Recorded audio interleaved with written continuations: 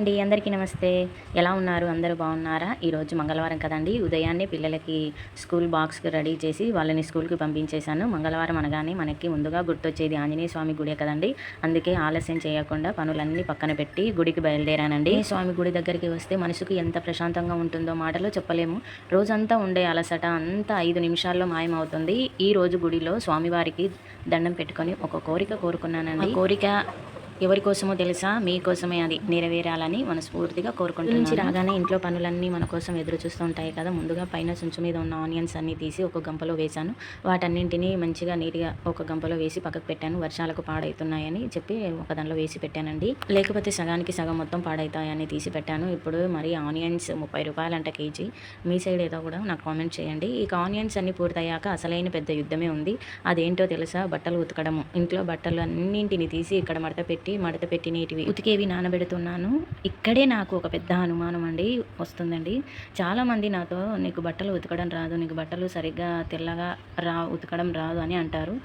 నాకు అర్థం కాదు. నేను కూడా అందరిలాగానే ఉతుకుతాను కదా. ఫస్ట్ బకెట్లో నీళ్లు పెట్టి కొంచెం సర్ఫు కంఫర్ట్ వేసి బట్టలన్నీ బాగా నానబెడతాను. కాసేపు నానిన తర్వాత ప్రతి బట్టలకి సబ్బు పెట్టి బ్రష్ బాగా రుద్ది ఆ తర్వాత గట్టిగా బండకేసి బాల్తాను. అందరూ చేసేదే కదా నేను చేసేది. మీరే చెప్పండి ఫ్రెండ్స్, అసలు బట్టలు ఉతికే పద్ధతి ఇది కాదా? అయినా నా బట్టలు బాగుండవా అని ఎందుకు నాకు ఆలోచన వస్తుందో నాకు అర్థం కావట్లేదు. ఎందుకంటారో కూడా నాకు తెలియదు. మీలో ఎవరైనా ఈ సమస్య ఎదుర్కొన్నట్లయితే చెప్పండి, కామెంట్ కూడా చేయండి. నాకు కొంచెం ధైర్యం ఉన్నట్లుంటుంది. మీరే ధైర్యం చెప్పాలి మీరు. సరేలే అని ఆ మాటలన్నీ పక్కన పెట్టేసి ఉతికిన బట్టలన్నీ పట్టుకొని పైన మేడ మీద ఆరేయడానికి వచ్చాను. ఒక్కొక్కటి బట్టలన్నీ ఆరేసి ఇక పొలం వైపు బయలుదేరాను. మా ఊరిలో పొలాలన్నీ ఎలా ఉన్నాయి అని నీటి పరిస్థితి ఏంటో మీకు చూపిద్దామని తీసుకెళ్తున్నాను రండి.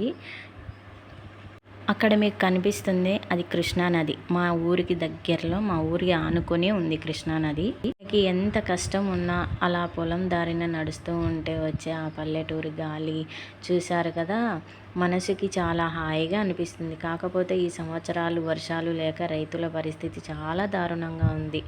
దారి పొడవునా ఎండిపోయిన చెట్లను చేలను చూస్తుంటే చాలా బాధగా అనిపించింది. మరి మీరు ఎలా అనుకుంటున్నారు? చూడండి, మా ఊర్లో కట్ట ఉంది. కేసుకినాల కట్టకి నీళ్ళు వచ్చాయి. మరి మీ ఊర్లో కూడా వచ్చాయో లేదో చెప్పండి.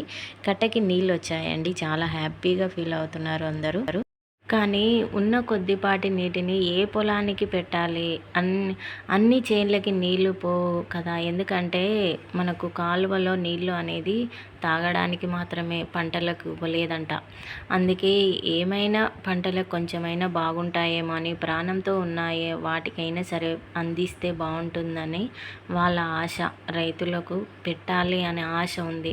మిగతా పొలాలన్నీ పంటలు పాడయ్యాయి కదా, కాపాడుకోలేక మొత్తం తీసేశారండి. అసలు పొలాల్లో ఏమి కూడా లేవు, ఖాళీగా చేశారు.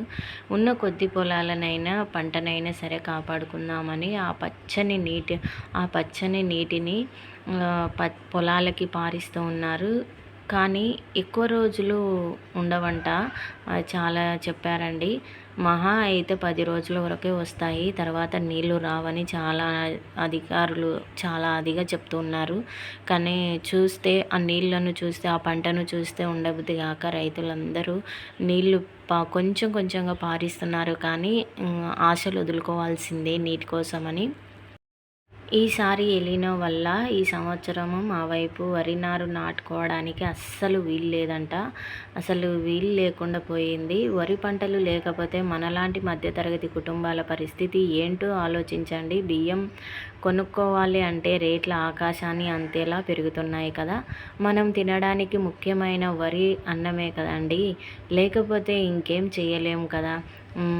మా సైడు వరి నాట్లు మీ సైడ్ కూడా వరి నాట్లు వేసుకుంటున్నారో లేదో చెప్పండి. మా సైడ్ అయితే వేయట్లేదు ఈ సంవత్సరము. తప్పకుండా కామెంట్ చేయండి. ఎందుకంటే ఎక్కడెక్కడ వరి నాట్లు వేస్తున్నారో కూడా కొంచెం తెలుస్తుంది.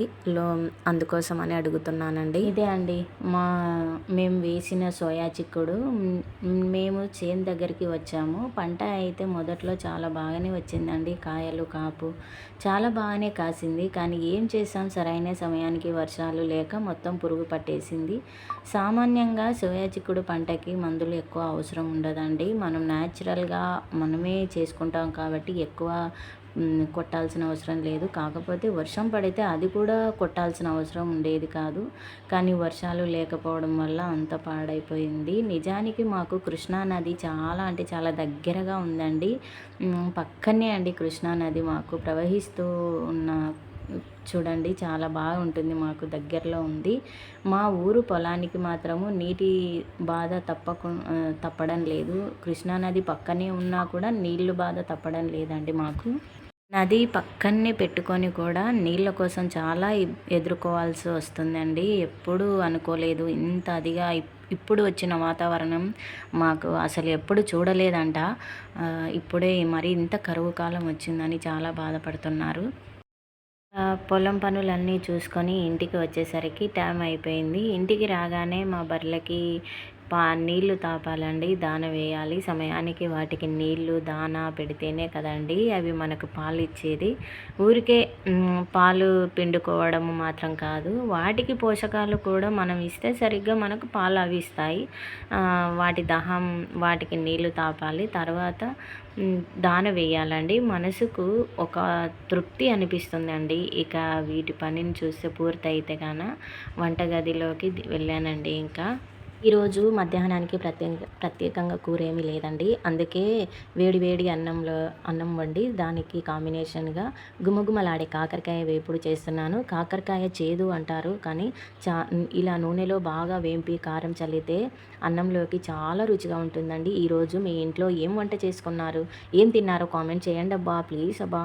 ఇకపోతే నేను వీడియో మొదట్లో చెప్పాను కదా, వీడియో ఆంజనేయ స్వామి గుడి దగ్గరికి వెళ్ళానని. ఆ కోరిక ఏమిటంటే, నేను యూట్యూబ్లో చేయడం మొదలుపెట్టి చాలా రోజులైంది, కానీ నాకు మానిటైజేషన్ అనేది ఇంకా రాలేదండి. వ్యూస్ సరిగ్గా రాక నా మూడ్ అంతా పాడైంది. అందుకే ఈ రోజు నుంచి ఎలాగైనా సరే డైలీ వ్లాగ్స్ పెట్టాలని నిర్ణయించుకున్నానండి.